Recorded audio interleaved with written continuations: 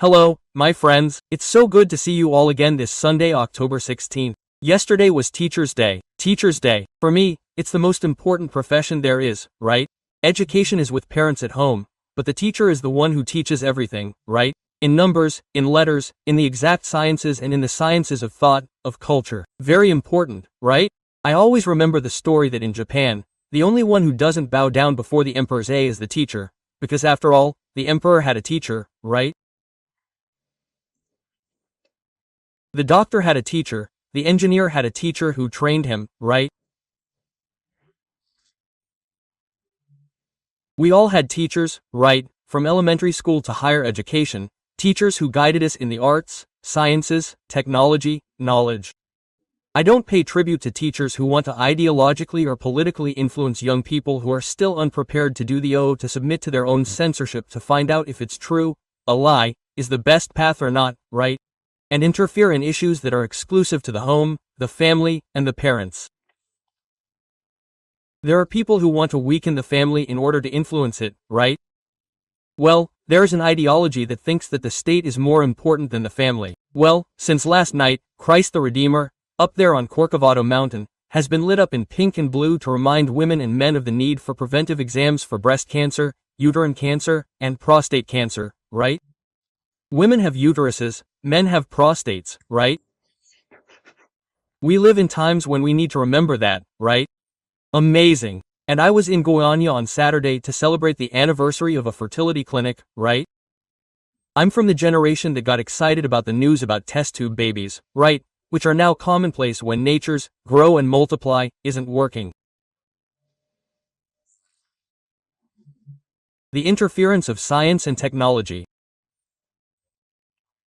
And there in Goiânia, the first test tube baby in the Midwest was made at this clinic. But why am I saying this? Because it was a meeting of many doctors, all of whom were concerned about what happened during the pandemic. People avoided routine exams and cancer advanced. So, let's go, men and women, to the necessary exams. Very well.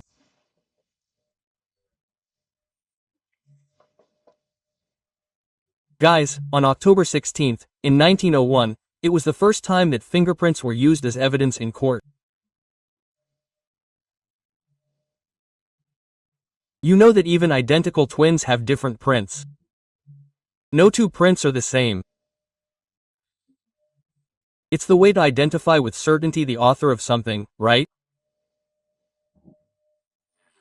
Well, it was in 1901, the first time it was used as evidence. I have a problem when it's time to vote. People aren't accepting it anymore.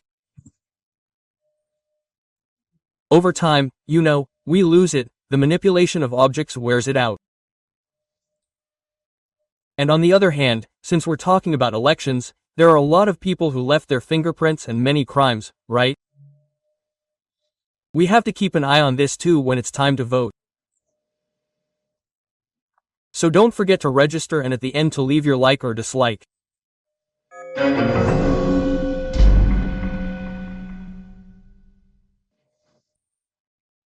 Well, first of all, you already know, I've been through 24 elections and I've followed an election since I was a kid, right? I think it was in 1946 that I heard the excitement of an election after 15 years of dictatorship, right?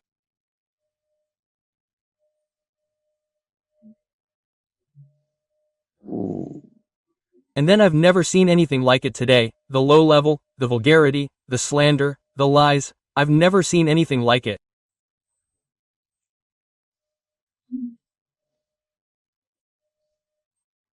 Maybe it's just an impression, because now the disclosure, the spreading of facts is faster, it's on the same day, right? I used to watch this back in the day when it came through the newspaper, or through oral tradition, or through the radio.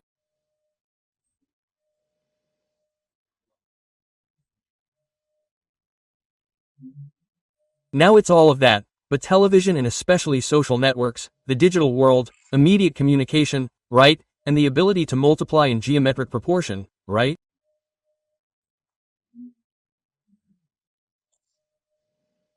Everything is amplified. Then we have to resort to the courts. We resort to the courts every day.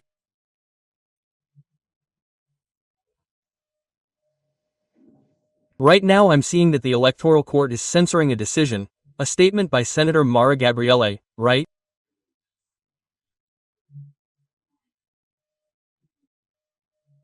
Her testimony.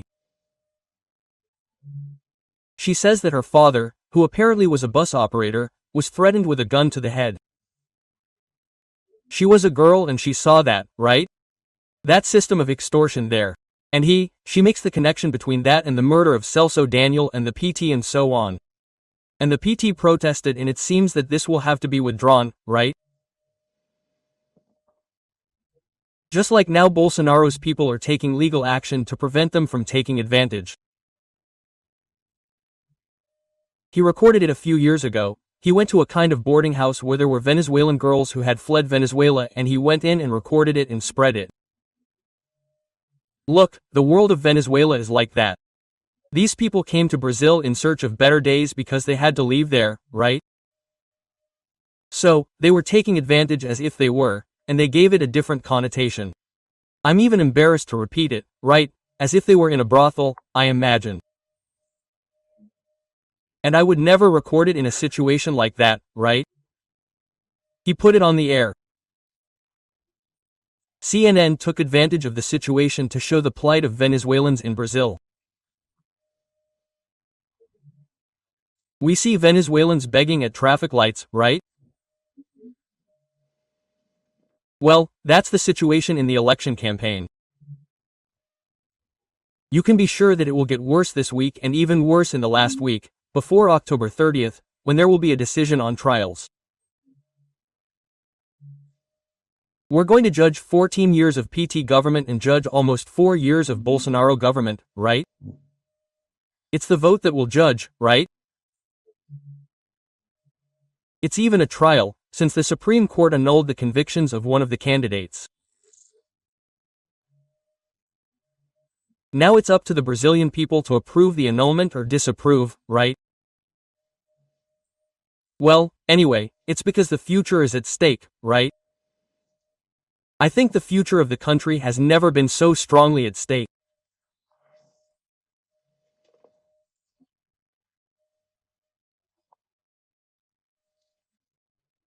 Well, still talking about the election, it makes me sad when I see that the traditional media, when I graduated from PUC, right, which remained impartial, neutral, and didn't mingle, is now a vehicle for the low level. It's incredible.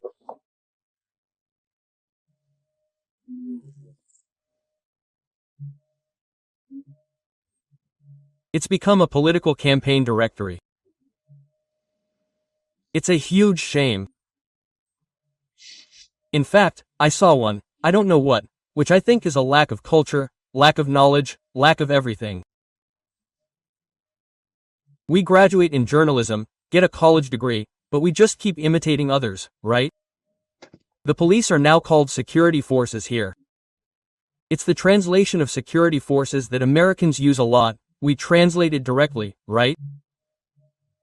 If we have a police force, why would we call it security forces? A guy who tried to rob a bank in Novo Olinda in Ceará, right?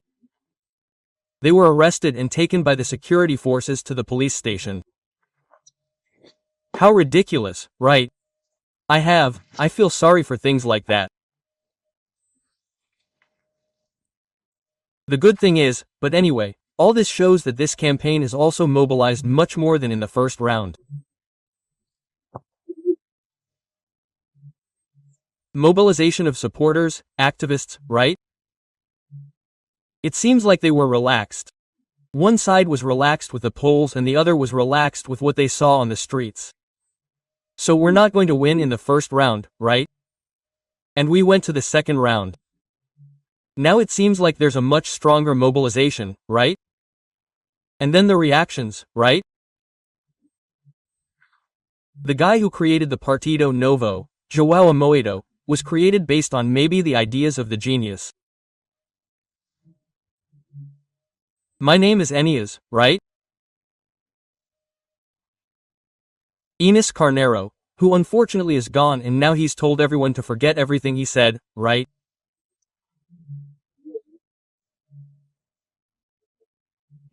I see statements here from the current president, from the new Eduardo Ribeiro. It's a shame and an inconsistency on the part of João Amoedo, the excellent congressman who was fortunately re-elected, Marcelo Van Hatten, right, and Felipe Davila, who was the candidate for the Novo Party this year, talking about betrayal, right? Just to remind you, there's a brilliant governor who's from the Novo Party, Governor Zima, from Minas Gerais, right? By the way, in Minas Gerais they're launching a Bolso Cima 22, right? Com.br. They're doing a big mobilization there. And it's like I said, mobilization is everywhere. I see it in cities in Minas Gerais. I have a friend in São Lourenço telling me about the meetings where they do all these things. It's a very big mobilization. The good news is that I wanted to end it.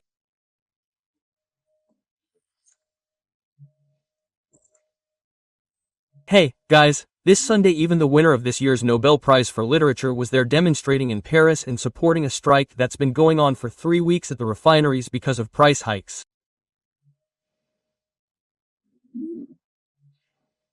Energy prices are way up. Inflation in France has already exceeded 10%. It's already in double digits, right? Today we call it double digits, right? Inflation in the Eurozone is in double digits. Inflation in Germany is reaching 11% in the last 12 months. Inflation in the United States in the last 12 months is 8.3%. Inflation in Argentina is at 100%. And our inflation for this year, for now, is falling. 5.7% is expected.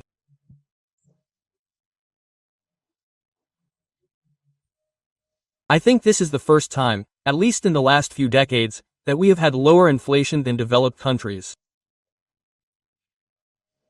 From Brasilia, Alexander Garcia.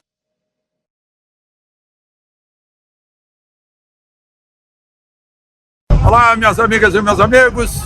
Chegou a hora do nosso encontro nesta quarta-feira, 12 de abril, dia do obstetra. Meus cumprimentos a todos que põem crianças no mundo. Eu já beijei a obstetra que está aí atrás da câmera me filmando. E atrás de mim, a Câmara Municipal do Porto. Câmara Municipal aqui em Portugal equivale à nossa Prefeitura Municipal. É o órgão executivo do município, é uma espécie de conselho em que o mais votado dos vereadores se torna chefe do executivo. Bom, lembro que se inscrevam, aqueles que ainda não se inscreveram, e que ao final não esqueçam de deixar o seu gostei ou não gostei. Vamos então aos assuntos de hoje.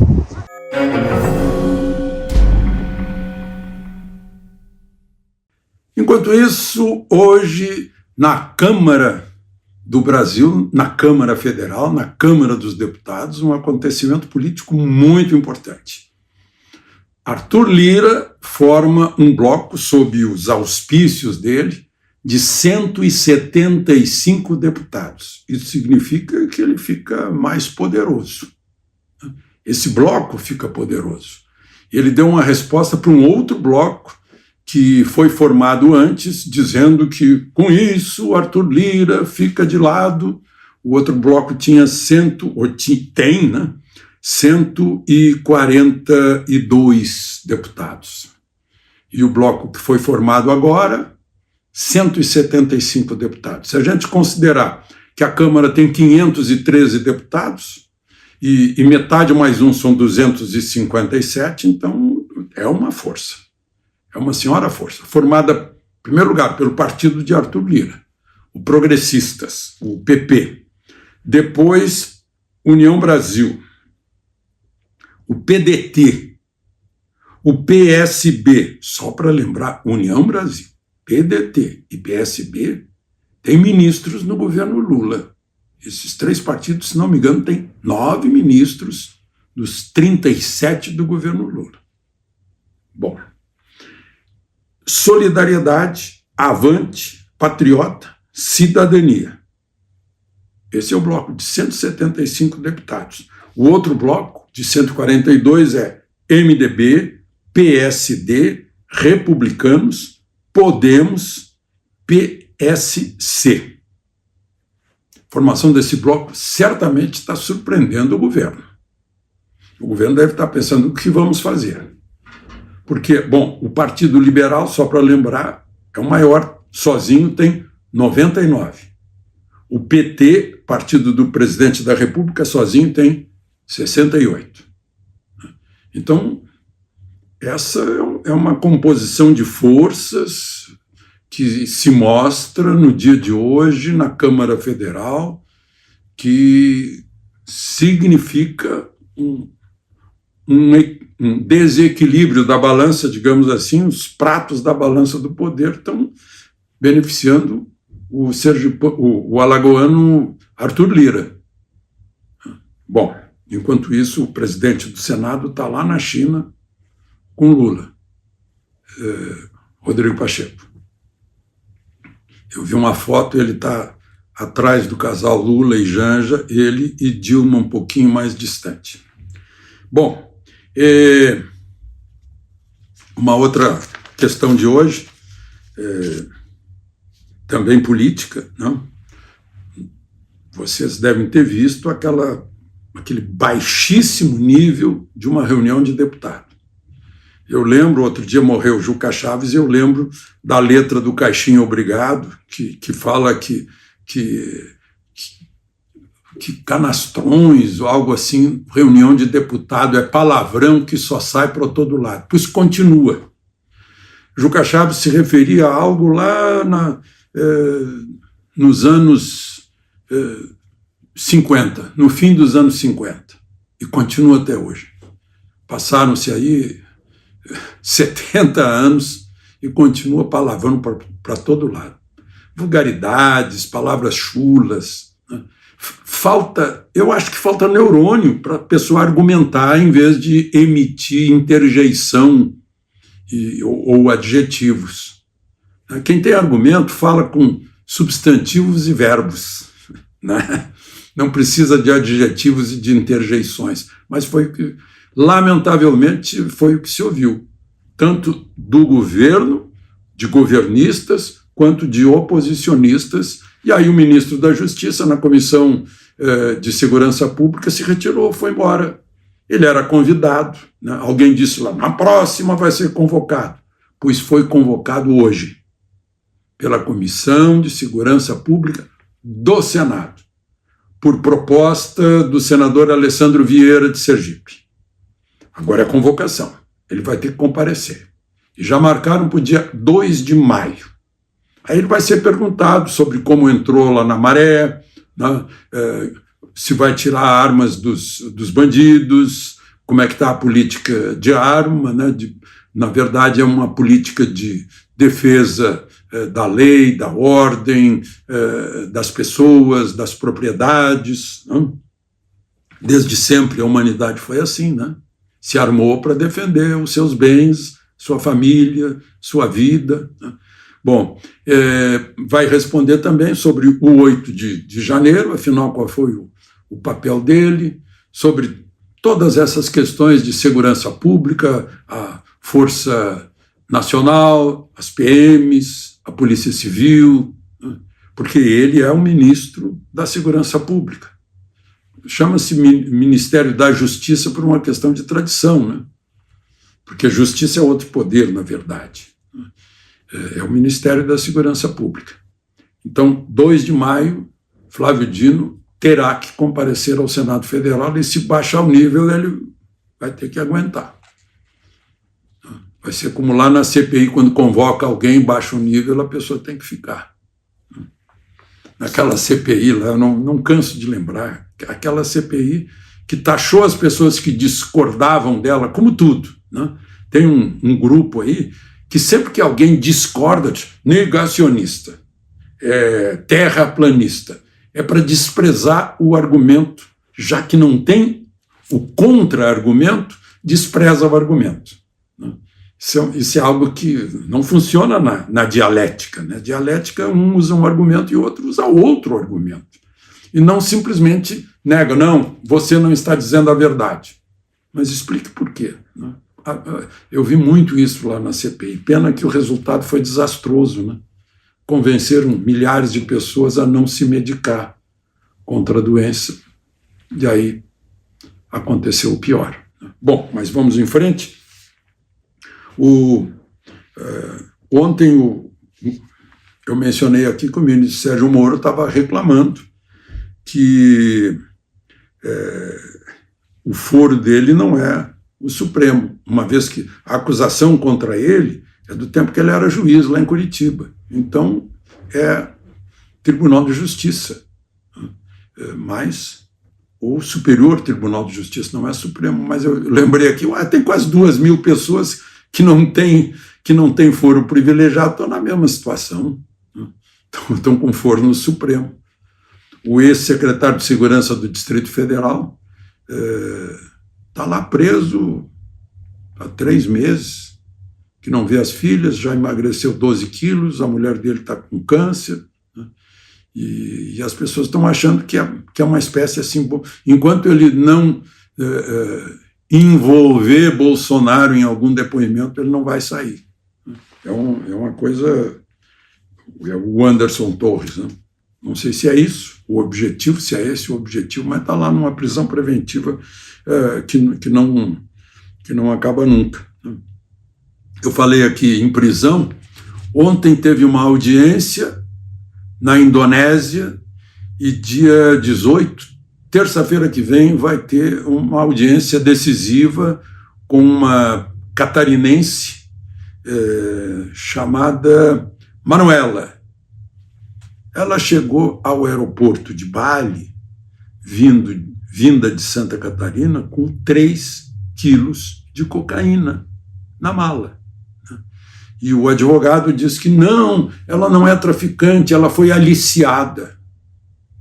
Gente, alguém vai para a Indonésia e todo mundo sabe, até as pedras da rua sabem, que a Indonésia tem pena máxima para tráfico de droga. Os advogados dela estão dizendo, se a gente livrá-la de prisão perpétua ou de pena de morte, já é um ganho. Ou seja, é um ganho se ela ficar 30 anos presa. Mas, gente, santa ignorância. Eu não sei a idade dessa moça, mas ela vai para a Indonésia porque gosta de surf. É o que se alega. E lá tem aquelas ondas em Bali e tal. Mas Indonésia, todo mundo sabe. A Indonésia tem quase 300 milhões de habitantes. São milhares de ilhas. Eles têm que tomar esse cuidado. Porque senão, onde entra a droga, se desestrutura uma nação. Por isso que eles estão se protegendo. Com uma pena tão grave, como a pena máxima, para que não entre uma grama de droga para lá, porque querem defender a sua sociedade. Não é? Bom, gente, queria falar um pouquinho de imprensa, porque eu levei um susto. Eu disse, será que eu estou ficando louco? Será que eu fiquei louco? Porque eu vi hoje, há pouco, numa página digital do Estadão de São Paulo, o título: General Dutra é exonerado do Comando Militar do Planalto na véspera de depoimento ao APF. Exonerado hoje, a véspera amanhã. Eu disse, será que eu fiquei louco? Sabe por quê? Porque eu fui a passagem de comando dele no dia 23 de março, às 10h30 da manhã. Está aí a foto. Quem duvidar, está aí o convite também.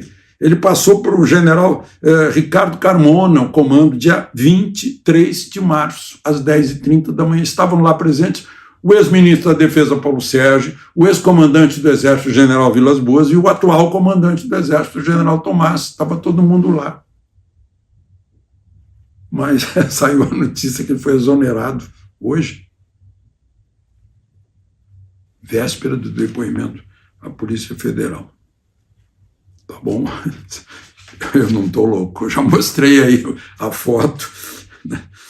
Bom, gente, vocês viram aí o dólar, né? Está lá embaixo, a bolsa subindo. Saiu agora a inflação dos Estados Unidos, ficou 1/4 do que se esperava.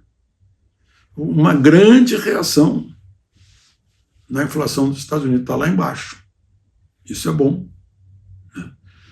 Porque aqui, por exemplo, estão falando aí que quantas montadoras, 12 montadoras vão parar, porque estão acumulando estoque no pátio por falta de vontade de comprar. Eu tenho lido aí reportagens em jornais brasileiros que o pessoal está comprando carro usado porque não tem condições de comprar carro novo, e as montadoras estão sentindo isso. Diz aqui a notícia que 12 vão parar, né? Porque se quiser desovar os estoques, vão ter que baixar os preços, e aí elas não aguentam. Então, preferem dar férias coletivas. É isso, minha gente. Do Porto, Portugal, Alexandre Garcia.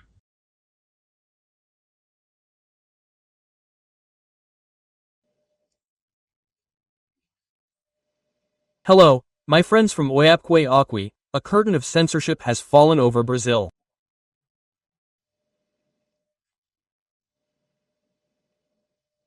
I'll talk about that later. I wanted to mention that today is the day of a very, very important activity, credit unions.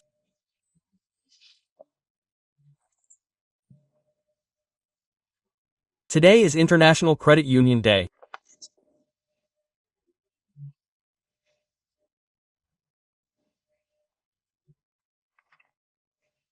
I pay tribute to all of them because they don't have customers, they have cooperative members, the interest rate is lower, and the profits that the cooperative bank makes go back to the customer who borrowed the money.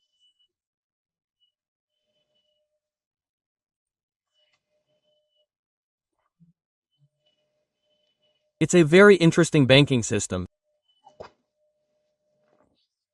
And today is World Statistics Day. Statistics, as I've said before, is not an exact science, but it is a challenge for these research institutes. Imagine 156 million voters, a person asks, gets 2,000 voters, which is 1 millionth, and thinks that the 2,000 represent 156 million. Well, I think that this margin of error that they say is very risky, right? Well, let's look at the latest data FOLHA. If we compare what happened in the first round with reality, it was a 10 percentage point error in relation to one of the candidates, the one who was left behind, 10 points. If we add half of that error now, this candidate will already be ahead, right? So, yeah, it's very relative. And tomorrow, folks, tomorrow is the day, of Alfred Nobel's birth in 1833, the Nobel Prize, the inventor of dynamite.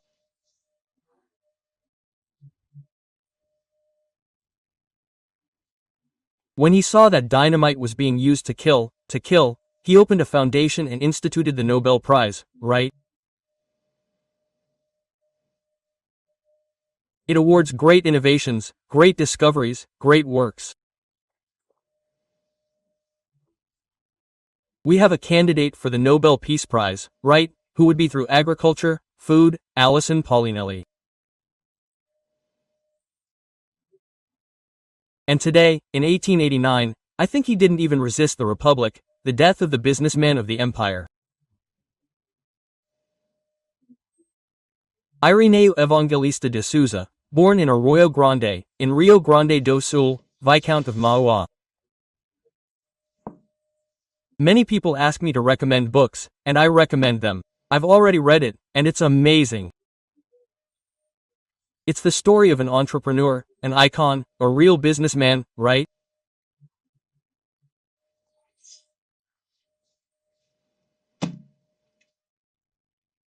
He's a shipping company, a foundry, lighting in Rio de Janeiro, sanitation in Rio de Janeiro, and the Rio Petropolis Railroad, to the point that the emperor became somewhat jealous of him.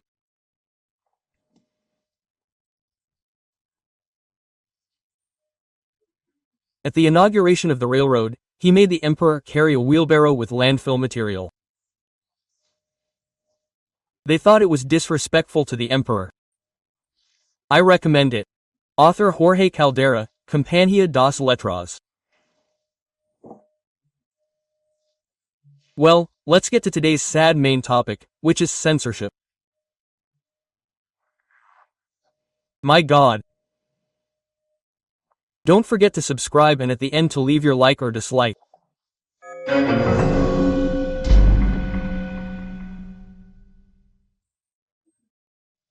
Guys, today I'm asking you if there was any voting in the Chamber of Deputies and the Senate.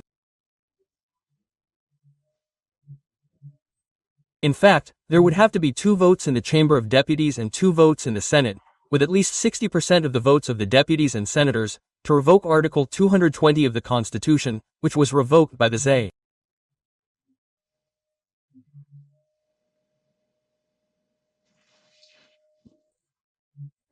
Because Article 220, well, no, there's no point in fussing. And as for the judiciary, it's what's written here in the Citizens Code for us to read, for everyone to read. The Constitution is mine too, it's yours too, and you are also the guardian of the Constitution. Each one of you. There are many people who say, let's pray, people. God has already done his part with Brazil. Now it's up to us not to let this country be destroyed by the disorder that is disobedience to the Constitution. 220 says that the expression of thought, creation, expression and information in any form, process or medium, will not suffer any restriction. First paragraph. No law shall contain a provision that could constitute an obstacle to the full freedom of journalistic information in any media outlet. Second paragraph. Any and all censorship of a political, ideological and artistic nature is prohibited. People, you will say, but then can freedom become licentiousness? No, the Petra Clause, Article 5, states therein in line 4, that the expression of thought is free, and anonymity is prohibited. 5. The right to reply is guaranteed, proportional to the offense, in addition to compensation for material, moral or image damages. And there is the penal code that can put slander, insult and defamation in jail.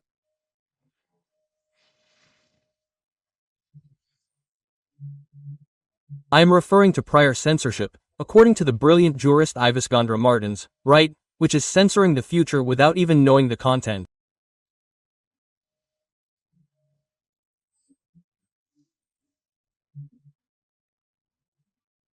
The minister who disagreed with this decision, Minister Raul Araujo, informed us that the court ruled, but did not watch the documentary that asks who ordered Adelio Bispo to stick the knife in the belly of candidate Bolsonaro, right?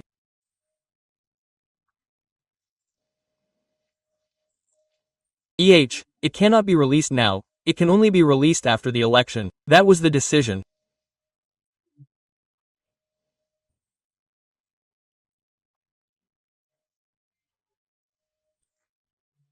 It was 4-3.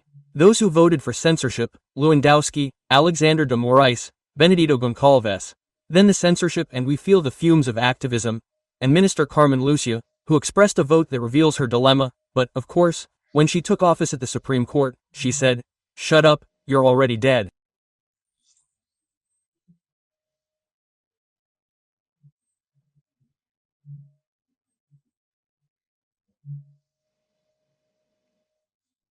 So I can imagine the internal debate within this judge.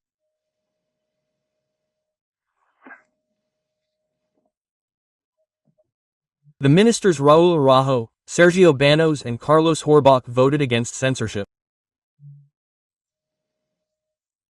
None of them were appointed by Bolsonaro or indicated by Bolsonaro. In addition, they will conduct a general investigation, like George Orwell's 1984, to find out what is a lie or what is true on social media. I don't know if they will resort to some divine power to define what the truth is.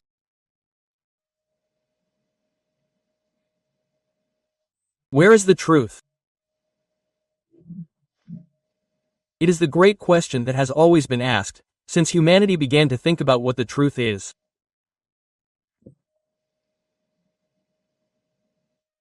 Dictators have their truth. They are the only ones who have the absolute truth. Censorship and demonetization for the parallel Brazil, focus on Brazil, Folha Politica and Dr. News.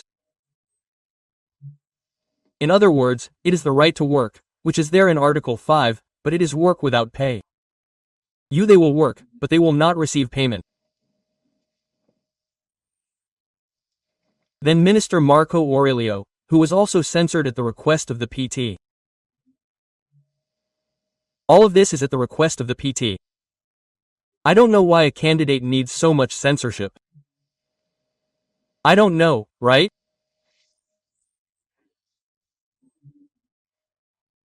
Well, Minister Marco Aurelio, who was president of the ZE and was a president, you know that soccer referee who goes unnoticed, you only watch the game.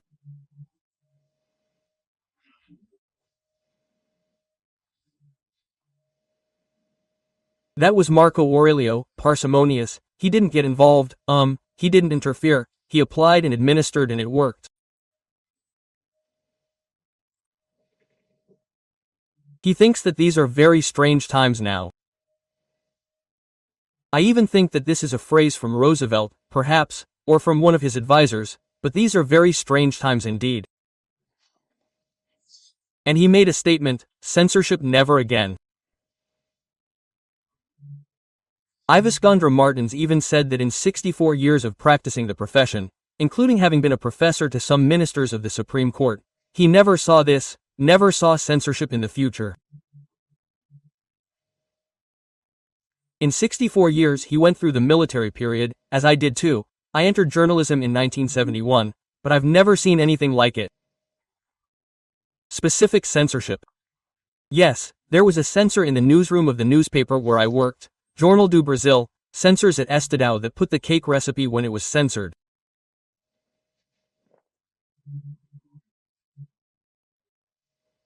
The young pan is being censored, it's going to put the cake recipe, and if it decides to put excerpts from the Mensalão trials in the Supreme Court, that will be censored too.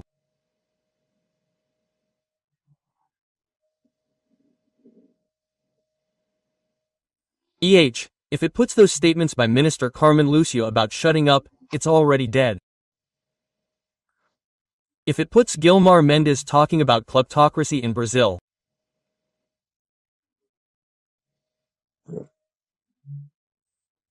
If it puts Aires Brito, who now says he supports Lula, talking about Lula's Mensalão.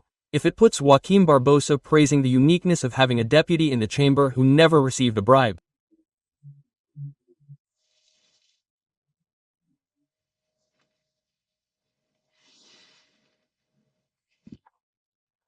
If it puts Fuchs's speech, when he took office, saying that the Supreme Court is wearing itself out by accepting things that should be resolved in the plenary, but from a party that doesn't have a vote appeals and uses the Supreme Court. Will it be censored? It's good that all this helps young people think. Young people don't like it. Of censorship, and the young man is now discovering who likes censorship. There's the private mobilizing the electoral justice day and night to censor. It seems like they need censorship, right? Well, let's go. I couldn't believe it when I saw it. I thought it was an invention of the social network. One lady Cruza or Cleusa, I think it's Cleusa. Cleusa, sorry, from Palatina, Parana. She put stickers on her car. The electoral judge prohibited it. Take the car off the road. It can only be driven after the election. Yes, then it was based on Article 39, Paragraph 8, of Electoral Law 954. What does the paragraph say? Outdoors are prohibited. They use the English term to complicate things, because if you look up what outdoor means in Webster's, in the English dictionary, it is any outdoor activity. You have a barbecue in the backyard of your house. This is an outdoor activity, but it's written in the law as outdoor. Then I went to see Aurelio about the positive, and Aurelio put the other guy there explaining that it was a propaganda poster, a large propaganda panel on the side of the road. That's right, because when it came here it was an outdoor advertisement or ad, right?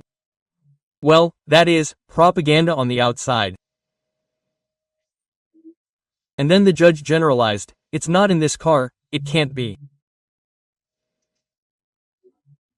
Now imagine if Mrs. Cleusa doesn't have a garage, she'll be punished for having to leave her car on the curb? It wasn't just her. There in Chapico, the electoral court. I'm going to advertise the store because it deserves it. Perfect. The store owner advertised in the window a 22% discount for cash purchases. The electoral court ordered the 22% discount to be removed. Either she puts the 23rd or the 21st. Guys, you know what I'm worried about? Be careful. Saturday is the 22nd.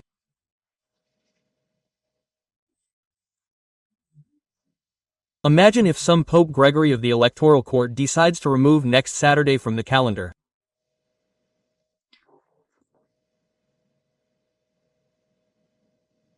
From Brasilia, Alexander Garcia.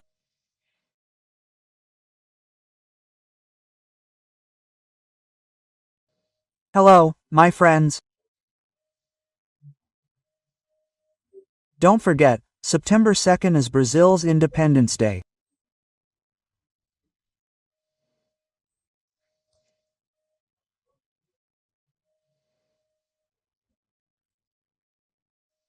Maria Leopoldina of Austria, wife of Pedro I, was regent from August 13th until September 15th, when he left for a trip, went to São Paulo, went to Santos, and she became regent.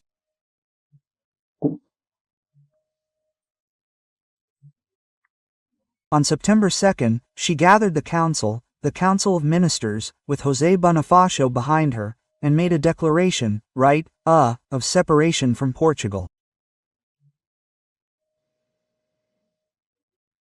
Maria Leopoldina, this woman who came from Austria and became Brazilian by vocation. She considered herself Brazilian, she loved this country. She was important on the day of independence. Maria Leopoldina, today is the day for anyone from São Paulo to lay flowers at the mausoleum where she lies, at the Independence Monument, the Ipiranga Monument. And September 2nd is Florist's Day. Some people call it floriculture, right? But floriculture is the cultivation of flowers, right? The florist is the one who sells them. Well, I wanted to take this opportunity to remind you that right now, on the 5th, at 8 p.m., Brazil Paralelo is releasing its best work yet. Brazil, The Last Crusade. It's a reproduction of what was already a huge success, with 15 million views, but it's refreshed. It has new stories, new narratives, right? It's specially filmed in Portugal, Spain, Ouro Preto, and Rio de Janeiro. It's sensational. And I'll show you a trailer soon. Before we end our meeting, you'll see a trailer presenting this release, right? It's in honor of the bicentennial of our independence, the Brazil of heroes. So, let's get to today's conversation. Don't forget to subscribe and leave your like or dislike at the end.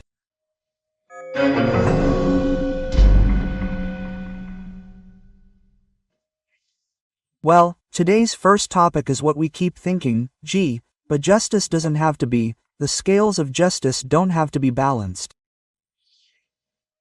It seems that way, right? Well, look at that. Hey, Roberto Jefferson, the Electoral Court denied his candidacy registration. What's the reason? He was convicted in the Mensalao scandal. He doesn't have a clean record. The Mensalao scandal, look at the irony, he was the one who exposed it. He made a statement. He opened that recording in the mail, paying, right? He brought down José Dirceu, right? And we could build a monument to him, right? The man who opened Pandora's box, who uncovered all the evils of this country. We know everything that was hidden from us, but he was convicted because he participated in the scheme. A fair conviction, okay? But he was pardoned in 2016, but under the clean record law, he had been convicted. Regardless of the pardon, he's barred from running until the end of next year. The Electoral Court's decision, it's being enforced. There's even a priest who was his running mate, already at the head of the PTB ticket. But then we compare what happened with the other presidential candidate who was convicted in 2 trials, right? He was convicted and went to the 2nd instance for review, the conviction was confirmed, and then went to the 3rd instance with a request for review and an appeal, and it was confirmed. Everything was fine for 9 judges. But then a Supreme Court judge, in the Fakim case, presented a demonstration that the Supreme Court accepted. Look, the zip code was wrong. It wasn't Curitiba, it was Sao Paulo, Brasilia, and so on. It wasn't Curitiba. So, the transfer. Then the statute of limitations expired, right? Time passed, the defendant's age, and time passed. And then he wasn't acquitted. The trial was simply annulled, right? But there were convictions, like Roberto Jefferson, who was pardoned, but the conviction prevailed. But that's okay, there it is. Now he'll submit to the people's judgment, just like what happened with Dilma, right?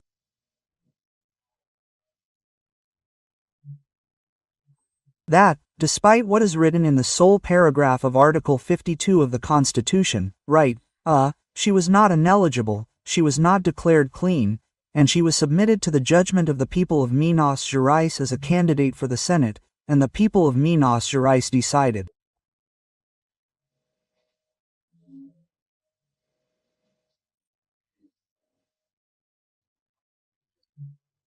Well, the other issue today, 6-1, the rapporteur, was the following.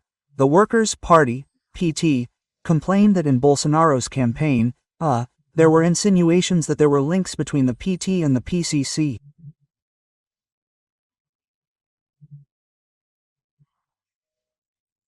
That story about how we had a tricky dialogue, right?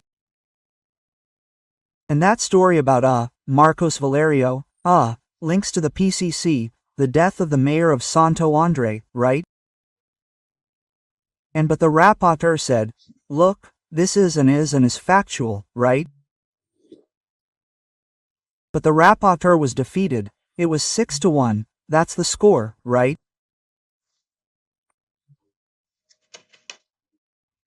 In which Justice Lewandowski voted against, right, and was joined by Justices Carmen Lucia, Alexander de Moraes, and 3 other justices who aren't from the Supreme Court.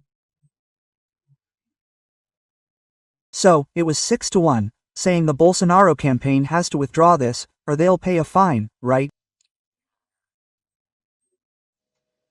Well, on the other hand, right, the Bolsonaro campaign asked Justice Carmen Lucia that Lula's campaign was publishing a statement by Lula calling Bolsonaro a genocidal maniac. So, they asked to remove it, Because genocide is the killing of millions, it's a crime against humanity, right?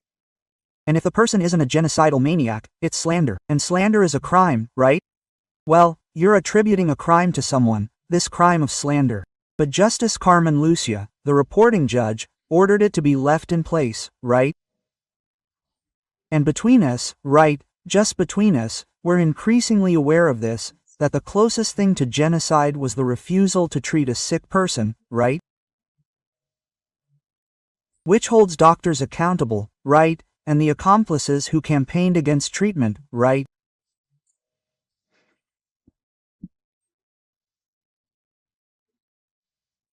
Well, on the other hand, now the Bahia courts have charged one of Lula's campaign coordinators, Jacques Wagner, in a 30 million Odebrecht case involving the Bahia Sanitation Company.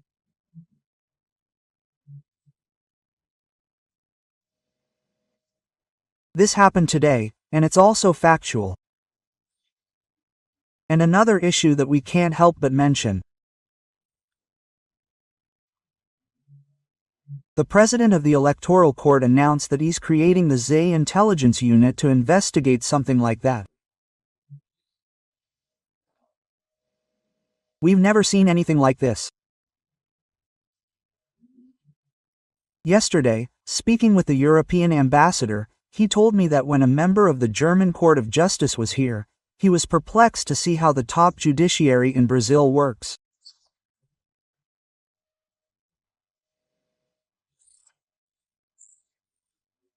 In Germany, there would never be all this that the judiciary is doing with the creation of this intelligence service, right? Intelligence is a secret service, it's information, right? It's getting closer and closer to that here, right? That was fiction. Well, let's move on. Oh, I wanted to record, right? There are things that make me ashamed after 50 years of journalism. Well, my training there at PUC Rio Grande do Sul about impartiality, neutrality, in Jornal do Brasil, where we learn to respect our readers, right? Then I see this story there. It can't be because it can't be ignorance, because the basics of being a journalist are general knowledge, they're obligated to have it.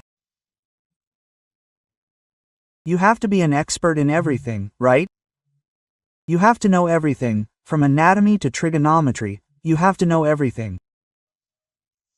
And the guy doesn't know. Just today, I was having lunch with the owner of a real estate agency, and he showed me his cell phone and said, "Look here, all the deeds, it says payment in national currency. All the deeds mean payment in reais. It's not payment in foreign currency, it's not payment in dollars, it's not payment in euros, it's not payment in pesos, right?" Well, that's it, right? And the news changes and says, "Look, this payment in current currency means payment in cash or payment in kind. That money that was in the GE Dell suitcases, right? That's cash, right? Including American currency too, which had dollars there. So, I wonder, is it ignorance or is it bad faith? In both cases, it's shameful, right? Well, let's move on. Oh, let's talk a little bit about the economy now, right? Gasoline prices have dropped again. I was even surprised because I saw on the news that this is the 9th time the price of gasoline has dropped. Wow! I was just remembering those last 3, right? Gasoline now, down 7% starting Friday, September 2nd. Very good, right? Very good for the consumer. Now, speaking of consumers, me here, poor me, I, the consumer, I bought a pair of sandals at a certain Smartman shop. Today is 2 weeks ago. I paid for special shipping for fast delivery because I wanted them. I went to see my grandson in Rio. I wanted to walk along the river in sandals, comfortable sandals. But they still haven't delivered them. It's been 2 weeks. And special shipping for fast delivery, just imagine. Smartman shop.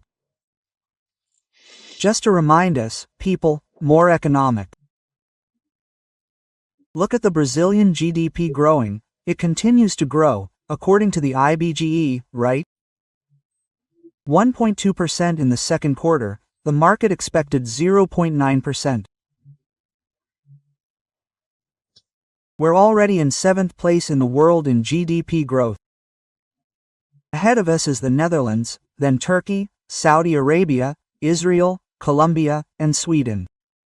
Then comes Brazil, right? On top of everything, the employment rate is also rising, unemployment is falling, right? We've reached a record unemployment rate, a record GDP decline after 14 years of the Workers' Party, PT. And now the unemployed, which were almost 14 million, are now at 9,900. But more than that, there are many people who have opened their own businesses, many people working informally, right? Well, that whole 14-year decline I just mentioned, there was no pandemic or war, there was something worse, right, which was corruption. Well, the unemployment rate is the lowest since 2016, right? There are 36 million with formal employment, self-employed, 26 million, 40% of the workforce are informal workers. After 7 years of deficit, we have a surplus in the public accounts for the last 12 months, 230 billion reais, right? So, it's good news. We occasionally receive news like this from people who are watching us, like here, right? This one that the translator here at the time translated as Big Brother, right? Actually, it's Big Brother. Big Brother is Big Brother. But they want to watch us, right? Freedom, even if it's late. It frees us to forget about Tiradentes. Well, before I finish, I want to show you the promised trailer for Brazil, The Last Crusade. Sensational. 5 episodes will be released, as I said, on September 5th, in celebration of our 200th anniversary of independence. And I'd like to draw your attention to the fact that by pointing your cell phone at the QR code, you'll have access, you can subscribe, and I guarantee you it's a streaming service you can access with complete confidence. So, here's the trailer for Brasilia, Alexander Garcia. Why don't you be proud of the Brazilian history that TV tells? The story we're going to show you isn't the same story they presented to you. Great figures left their mark of sweat and blood on our nation. As rich as our history is, it has been forgotten. We see signs of this in the vandalized monuments and rarely visited museums. That's why Brazil Paralelo will release the largest historical recovery production ever made in our country. The series Brazil, The Last Crusade arrives to tell the story that TV and schools don't tell. We brought together over 50 authorities on the subject to rekindle the pride of being Brazilian. We also created new illustrations that delight our eyes in an original, never-before-seen medium-length film called Reconquista. This work marks a new milestone in reclaiming our origins. We count on your participation. Thank you very much, and see you soon. Hello, my friends.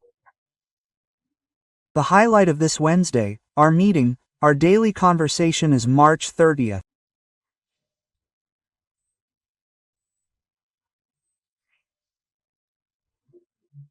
Today marks 16 years since the first astronaut from the Southern Hemisphere, Marcos Pontes, ascended to the sky and sat on the spaceship at the International Space Station.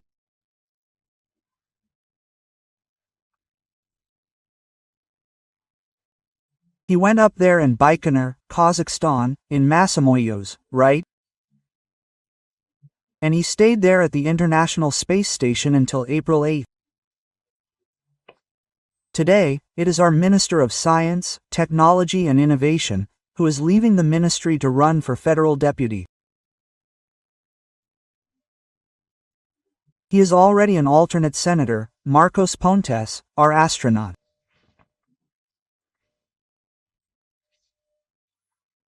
By the way, today, an American and 2 Russians arrived from the spaceship at the International Space Station.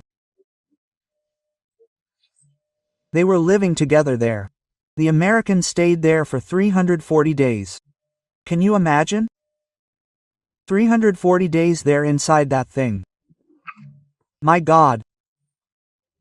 Well, in 1867, since we're talking about Russia and the United States bought Alaska from Russia and paid $7,200,000.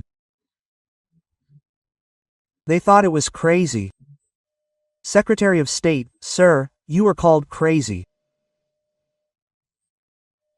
People, Alaska is the size of the state of Amazonas and has gold and oil. Amazonas has more, but look at the deal. Russia would be part of the American continent, because Alaska was Russia. Just look at the difference that this made later in the Cold War, in strategy, right? And still speaking of the Russians, in 1856, on March 30th, the peace agreement in the Crimean War was signed in Paris. It started when the Russians went to defend Armando Duxer's interests of the Orthodox Christians within the Ottoman Empire, which was huge. Then they started to invade the Ottoman Empire. France and England declared war on Russia, and so did Sardinia, the Kingdom of Sardinia, which was already under Vittorio Emanuele I, right? And then, from that Crimean War that lasted 3 years, we still have the words Balaclava, which was a great battle, right? Sevastopol, which is still there today, the Malakoff Tower, which today has a Malakoff Tower in Recife. Recife is historic, right? At the entrance to the Navy Arsenal. Hey, Florence Nightingale, who became a role model for all nurses, right? Well, enough about war. Let's get to our conversation today. Don't forget to subscribe and leave your like or dislike at the end.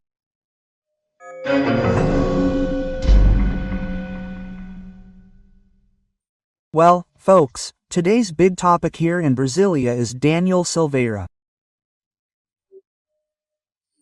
Congressman Daniel Silveira, who turned the Chamber of Deputies into his citadel to protect himself against Alexander de Moraes, who ordered an electronic ankle bracelet to be put on him as if he were a criminal, right? Because he kept giving interviews. Folks, what's at stake today is Article 53 of the Constitution. Today, because on other days, Article 5 was at stake, which was also torn up, right? Sole paragraph of 52 was also torn up, right, in a trial session presided over by the Supreme Court President. So that's the big issue, right? It's there. Deputies and senators are inviolable civilly and criminally for any of their words, opinions and votes. It's very clear. Citizens' Constitution. Of course. I can imagine Supreme Court President Luis Fux ordering us to write it on the blackboard. Write it down 100 times. Deputies, senators, are inviolable for any of their words, opinions and votes. That's what's at stake, not attitude. I disagree with Deputy Daniel Silveira's language, right? But that doesn't matter at all. The Constitution says he can say anything, it's right there in the Constitution. Deputy Attorney General Linda Araujo said he's trying to abolish democracy. Which is quite an exaggeration. I'm calling it an exaggeration as a euphemism, right? Well, and then he stayed in there, he's sleeping in his office. He said, "Nobody comes in here. Does nobody come in here?" Quote, "No, nobody comes in here." Said President Arturo Liro, Speaker of the Chamber. He gave a moderate, sensible, balanced note, which responds to those who want to add fuel to the fire. Right?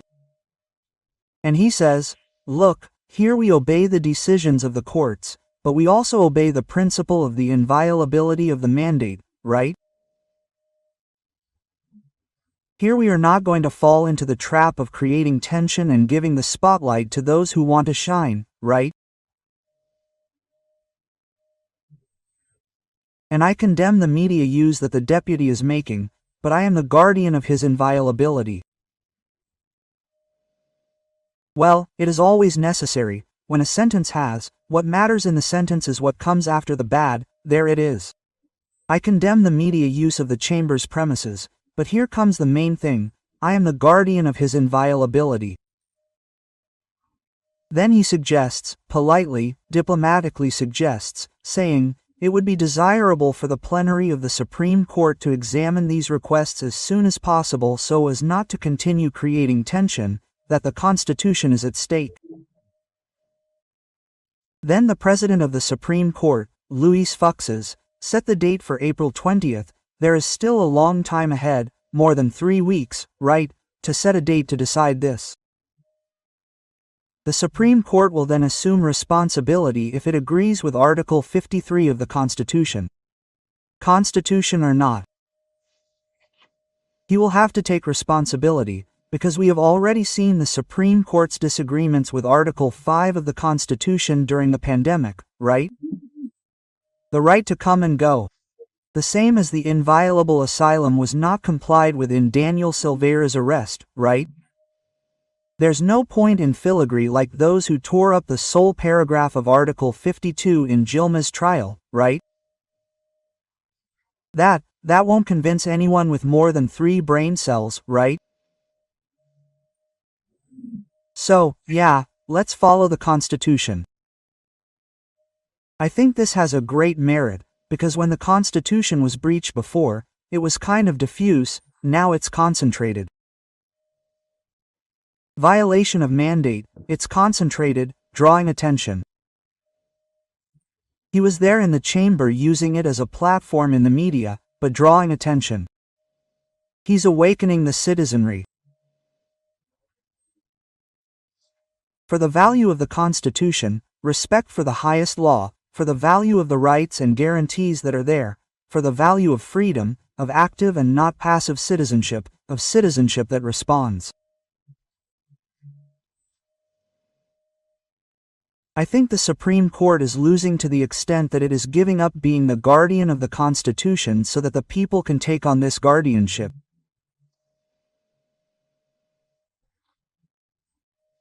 The people are becoming, by becoming aware of what is happening, the original fact of, in addition to being the origin of power, the guardian of the Constitution, which is the highest law, which guarantees everything for everyone. Well, let's move on. The other issue is still with justice issues, right?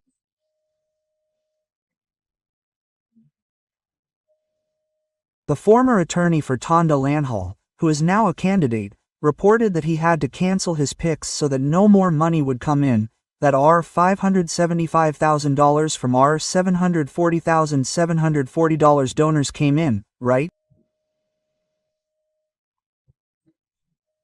It also sparked the initiative of citizenship, of presence, of activity.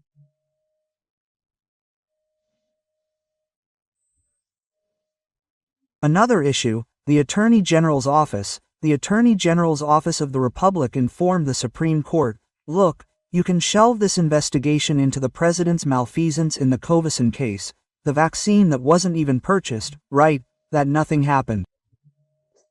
The President received the complaint from Congressman Miranda, who everyone knows here in Brasilia, right?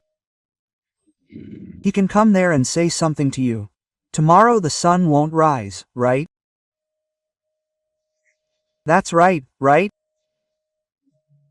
And the President didn't believe it either, right? And so much so that the deal didn't go through and nothing happened. So the prosecutor's office, we're not going to waste time with this, we're going to file it. Then Minister Rosa Vibra said no, right? I think this is one of the very rare times that this happens, because the origin, right, the origin of an investigation would be in the federal police, right, But this investigation there, of the fake news, I don't know what, okay, it originated in the Supreme Court. The origin is in the victim herself who investigates, reports, judges and executes, right? We're watching this. So it's good during this period that we finally become aware of these things, right? Then, she said no. So she said no, she said no. The investigation will not continue. Investigate what? The federal police concluded that investigation based on accusations by Moro. Moro said he wasn't accusing anyone, but he did. President Bolsonaro wanted to interfere in a federal police investigation and the federal police concluded that it did not interfere in nothing, he didn't commit a crime. His interference is always administrative. He's the supreme head of the federal police too, right? Well, but interference in an investigation isn't there, right? Then he can commit advocacy, administrative and a series of other crimes, but the federal police concluded that he can't. The president, by the way, I mentioned here how the president runs around, even with abdominal problems, right? He left the hospital, went to Ponta Porra, came back from Ponta Porra, slept in Brasilia, went to Rio Grande do Norte and then Piauí. All of this in 2 days. He went today, started with Parnamirim. The historical name of Parnamirim is interesting, right? The springboard of victory. It's Parnamirim, which was the base for the Allies to take North Africa in World War II. That's the jump to Africa, right? The northeastern prominence was welcomed by crowds like there in Ponta Porra and there was the inauguration of Urban Transport Services, CBTU. Then he went to the interior of the country, Piauí. The name of the municipality is Baixa Grande do Ribeiro.